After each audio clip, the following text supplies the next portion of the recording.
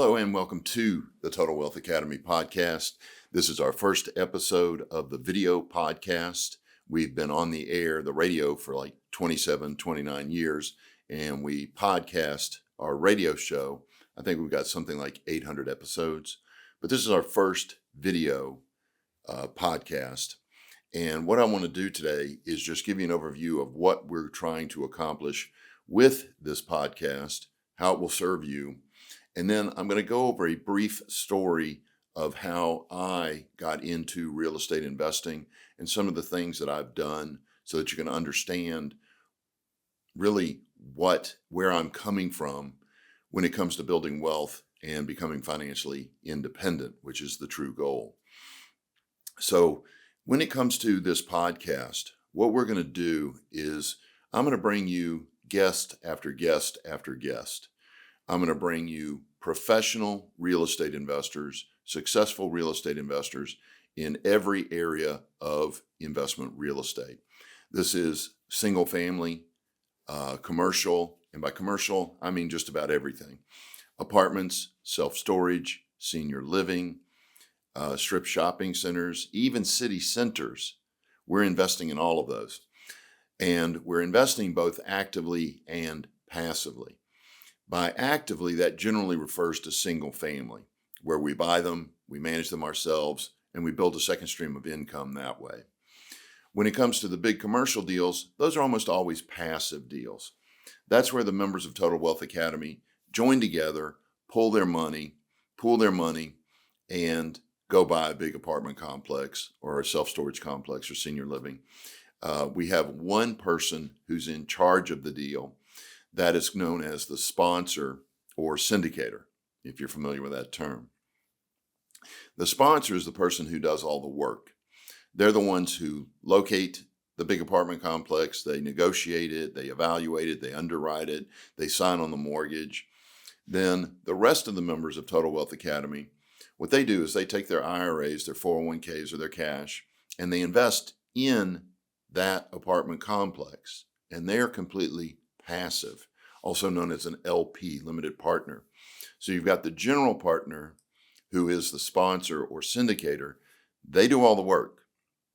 The passive investors, like myself, we just put up some of our money and we get a check every month or every quarter. And then when we refinance, we get big checks. When we sell, we get big checks, and we do nothing.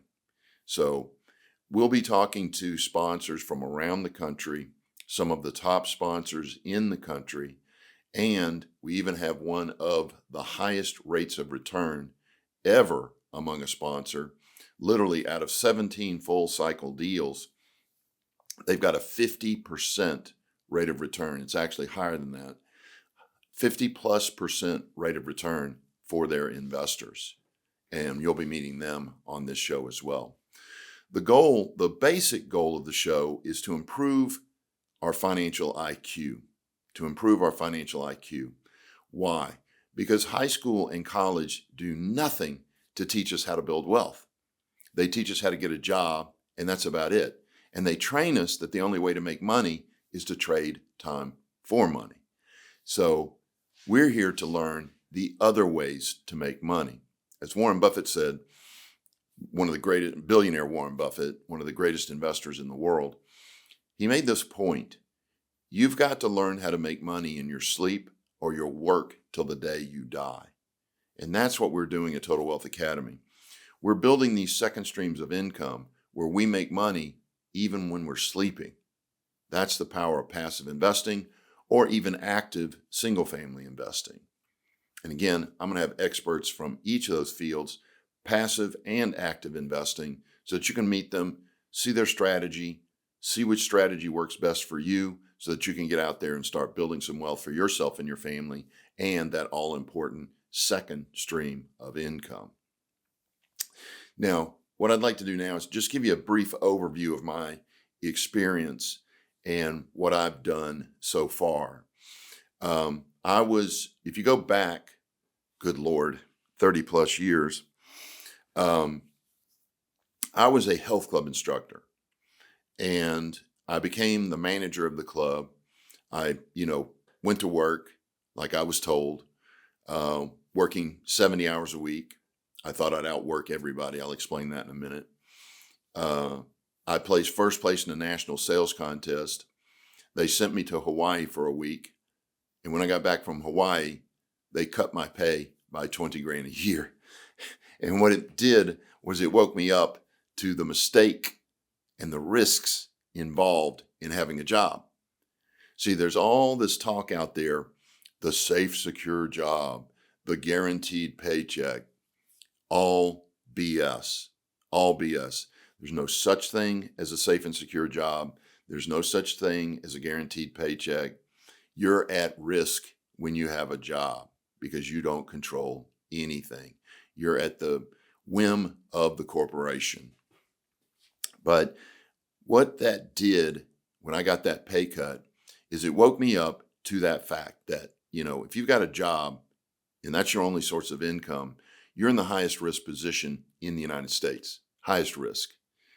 And I decided right then and there that I must never have a job again. See, that's the meaning that I put to that event. Most people, if they get a pay cut, you know what they say? Oh man, I got to find a better job. I got to find a better company. No, it's the same everywhere. You're not going to find a better job, a better company that's not going to do the exact same thing to you, because that's the mission of any corporation.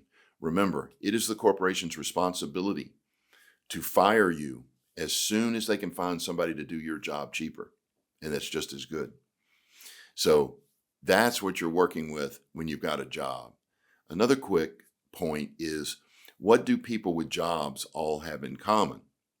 They're all on the way out. If you've got a job, you're on the way out sooner or later, either because you don't want to work anymore, or usually because you can't work anymore because you get old and unhealthy. So again, that woke me up, and I started buying every set of books and CDs you can imagine off late night TV. I couldn't sleep at night because after the pay cut, I was negative cash flow at my job. And I began to realize that I was in dire circumstances and I needed to do something different. So I couldn't sleep at night. I was up late watching late night TV, and I saw these infomercials come on real estate investing. Everybody from Carlton Sheets to Tommy Vu, Dave Delgado, the Milams, Robert Allen. And I bought about $30,000 worth of those programs. And I did it on a credit card because that's all I had left. I didn't have any cash, which sounds crazy, but it was the best thing I could have done, best possible thing that I could have done. Because within 2 months of getting those books and tapes and doing that boot camp, within 2 months, I was able to quit my job because I was making more money as a wholesaler than I was at my job. I was only making about $5,000 a month at my job. I was making $5,000 to $10,000 a month as a wholesaler. Now, if you're not familiar with the term wholesaler, all I was doing was finding deals. I didn't have any money or credit, so I couldn't do the deals, but I would find those deals. I would find good deals, get them under contract, and then sell my rights to the contract to someone with money and credit. And they would pay me a finder's fee, anywhere from 5 to 10, as high as 40 grand on exceptional deals for finding the deal, a finder's fee. And I did that for about a year. Then, after I had all my bills paid and fixed my credit, I began flipping. Flipping is just simply buying, fixing, selling, buying, fixing, selling, buying, fixing, selling. Now, why do I say it that way? The reason is I want you to understand that wholesaling and flipping are not investing. They're not. They are speculation. They are earned income. It's a job. Whether you're a wholesaler or a flipper, you just got another job. You're just self-employed. And the profit from wholesaling and flipping is taxed that way as well. It's taxed as earned income. So you got to pay both sides of the Social Security and Medicare. You've got to pay the income taxes. So it takes a big chunk out of your profit compared to being an investor. So I flipped for about 2 years. So we're into my third year. And at the end of my third year, I started actually buying rental houses. And I bought them because I finally found a mentor that could teach me how to manage them, because I did not want to manage rental property the wrong way and end up working 70 hours a week again. I should bring this up. I almost lost my wife when I was working 70 hours a week. Nobody likes this joke, but if you're working 70 hours a week, who's romancing your wife? It ain't you. It ain't you. So I almost lost my wife when I was working 70 hours a week, and I was very fearful of taking on rental real estate because I was afraid I'd start working 70 hours a week again. Well, I met this guy who had 123 houses and vacationed 2 weeks a month out of the country. 123 houses, vacationed 2 weeks a month out of the country. That guy knew how to run rental real estate, and he taught me how to do it. I was able to do about the same thing. I got up to about 100 units, and those 100 units took me about 20 hours a month to run. Let me make this clear. Not 20 hours a week, but 20 hours a month to run. Then about a few years later, I'm not sure how long, it might have even been 5 years later, after doing single family for a long time, I started doing small apartments, little 10 units, 20 units, 23 units, 40 units, things like that. And did very well with those, made a lot more money than I did with single family. And it was a little bit easier I better be careful how I say that. It was more work, but easier to deal with tenants when they're all in one spot, if that makes sense. So commercial real estate, multifamily, apartment complexes, a little bit easier to run because everybody's all in one spot. At the end of that 5 years, I started doing big apartment complexes. We're talking, a couple hundred units, 500 units, things like that. But then I learned about a thing called passive investing. Passive investing, I mentioned that earlier. Passive investing is where you don't buy the property, you don't own the property, you're not dealing with the tenants, toilets, and taxes. You just put your money up. Well, what happened was this kid comes into my office and says, "Give me your money, I'm going to go buy an apartment complex." I threw him out of the office. I didn't even know who he was. But he came back 5 or 6, maybe even 7 times and asked me the same question. "Will you give me your money so I can go buy an apartment complex?" And again, I didn't even know what passive investing was at this point. So the 6th or 7th time he came in with the construction guy, with his property manager. He had almost his entire team with him. And he had a 3-ring binder that was about 3 inches thick that had the most beautiful, elegant, I don't know how to put it, the most beautiful business model I've ever seen. Every detail of the deal was in that 3-ring binder. Who was doing the rehab? Who was managing the property? Who the mortgage company was? What the plan for exit was? What the plan for rehab was? Every detail of that deal was in that binder. And after meeting his construction guy, meeting his property manager, and getting to know him a little bit better from having been in my office for six or 7 times, I made a calculated risk, and I gave him a large chunk of money. What was a large chunk of money to me at that time? 9 months later, he got me an 85% rate of return. 85% rate of return. I became a full-time passive investor at that point immediately, because it dawned on me that I didn't really like managing real estate. I didn't like owning it, dealing with the tenants, the toilets, the taxes, things like that. I love to teach, and I was spending a tremendous amount of time teaching real estate investing, and that was where the fun was. I was having fun doing that. I really didn't have that much fun running rental real estate. So what I did was I sold all my rental real estate, single family apartment complexes, sold them all, and went full time into passive investing, and eventually got up to 4,000 apartment units. And that is the path that I took. And it took me 15 years. In other words, people are always asking me, how long did it take for me to achieve the goals that I set? It took me 15 years. But that was because I didn't learn about passive investing until about the 10th year, something like that. And what I could have done is I could have saved really 10 or 13 years. I could have cut 10 or 13 years off that process if I'd had a little money and could have been able to go straight into passive investing. If you've got a little bit of money, $45,000 or more, could be in an IRA, 401k, cash, stocks, whatever. If you got $45,000 or more, you should really skip single family, skip small apartments, and go straight to passive investing.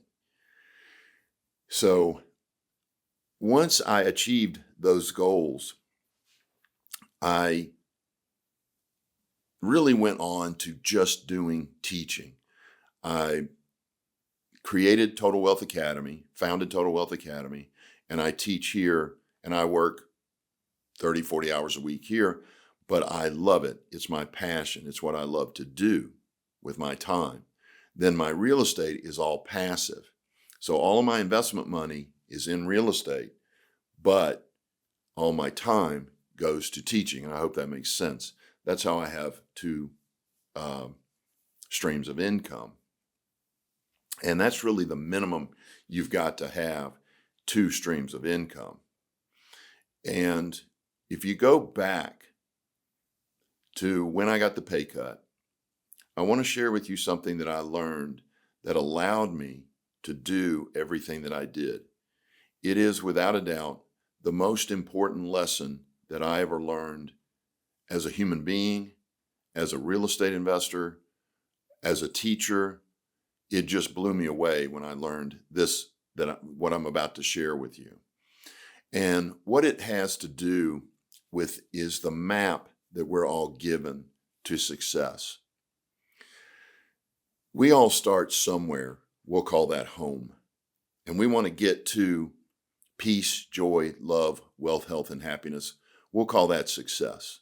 And home and success are really far apart, really far apart. And what happens is, from the time we're old enough to walk, people start giving us a map to success. And the first people that give us a map to success are our parents. Our parents love us, they care about us, they respect us, they want us to do well. But what they do is they tell us this. They say to work real hard in high school and get yourself into college. Do your best to go to college. Go to college. Do your best to get a degree.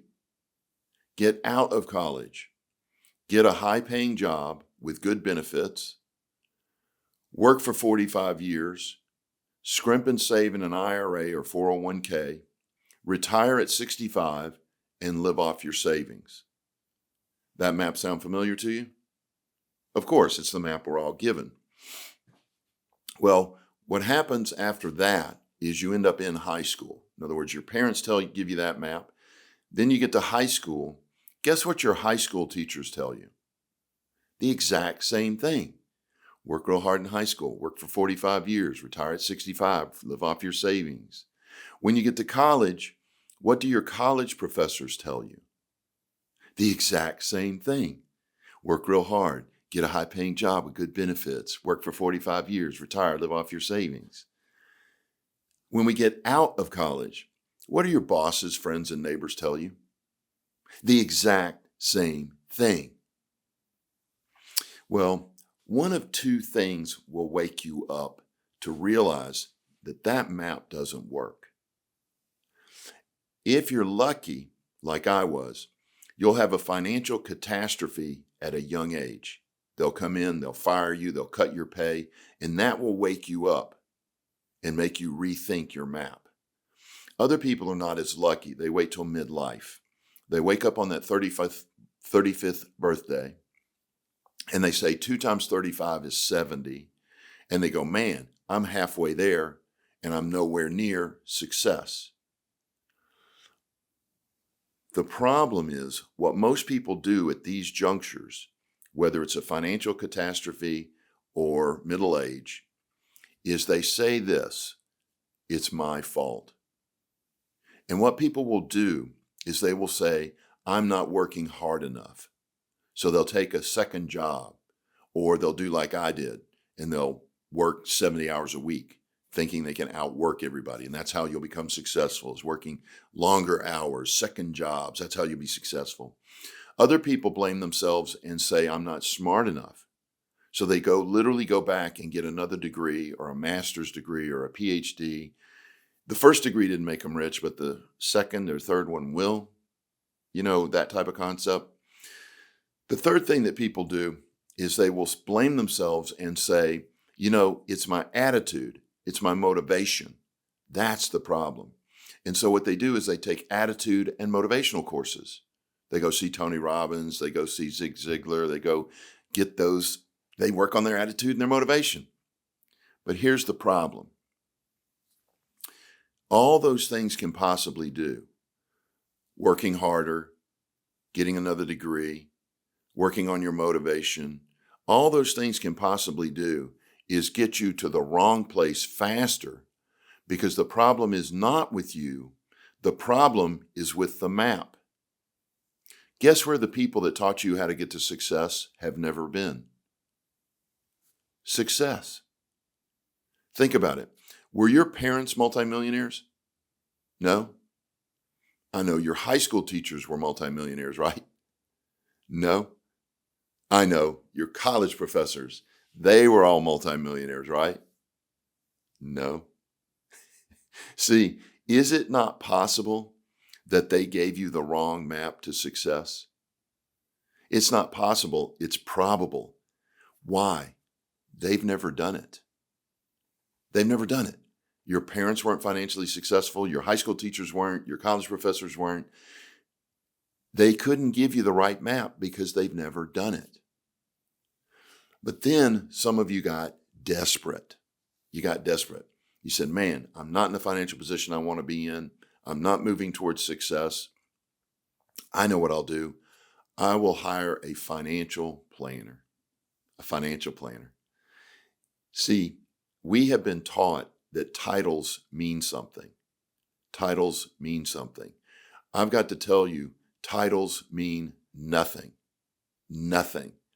I've got clients with 2 degrees, master's degrees, PhDs on their business cards. They're flat broke. Titles mean nothing. It is deeds and deeds alone that you must look for. Deeds and deeds alone. So if you've got a financial planner, most of you have a financial planner because you didn't do the math. You didn't Google, hey, how much money does the average financial planner in the United States make? And what you would have found is that they make about $80,000 a year. $80,000 a year. So if you've got a financial planner on your team, you've got a financial planner, here's what you did. You did exactly what I'm about to show you. You went to that financial planner and said, hey, I know you don't make a lot of money. I know you're not rich. I know you're not retired, but can you teach me how to get rich and retire? They can't help you. They're living paycheck to paycheck. They can't help you. They've never done it. You've got to have a millionaire on your team if you're going to learn how to become a millionaire. It's really that simple. And the wonderful thing about this particular point is it works for every aspect of your life. If you start looking at your interpersonal relationships, your fitness, you look at your activity in the community, charity, things like that, you can go back and question where you got your beliefs. And what you're going to find is you got those beliefs from unqualified people. In other words, those of you with trouble with interpersonal relationships, did you learn how to deal with women from a guy who's been divorced 4 times? Probably not a good thing to do.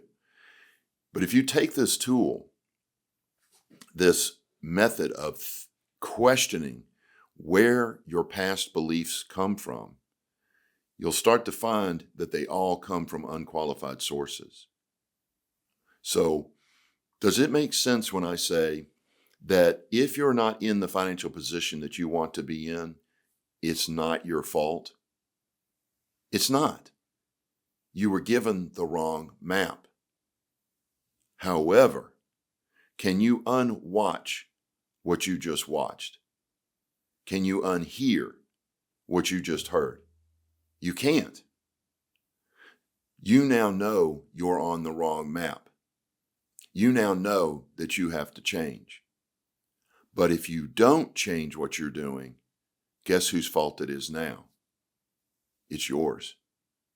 See, you know you're on the wrong map. If you don't change, the blame moves over to you.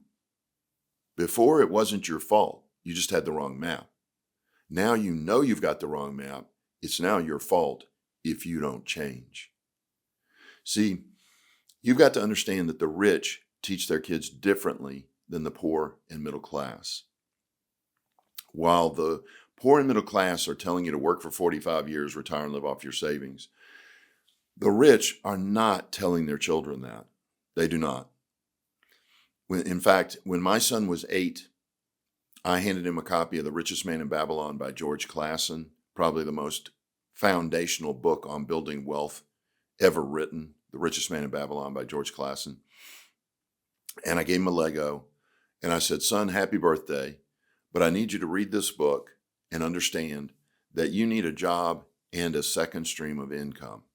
A second stream of income. All right, son, go play with your Lego, read the book, have fun, happy birthday.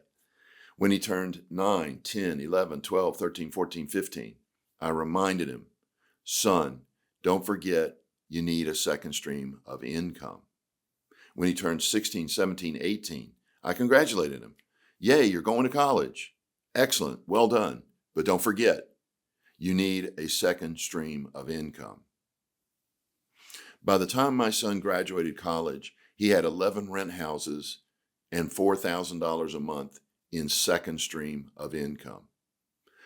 Now, some of you are going to say, ooh, he must be so brilliant. He must be so hardworking. He is brilliant. He is hardworking. So are you. So are you. The difference is not the hard work. It's not the brilliance. It's that he had the right map. He knew the right things to do. You've got to learn that map as well. And that's what this show is all about.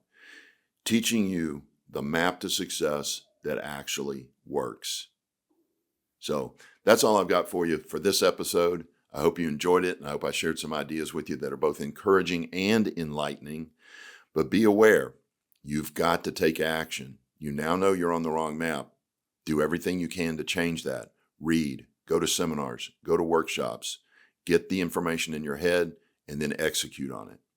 All right, thanks for listening to the Total Wealth Academy podcast. I'm your host, Steve Davis. Take care.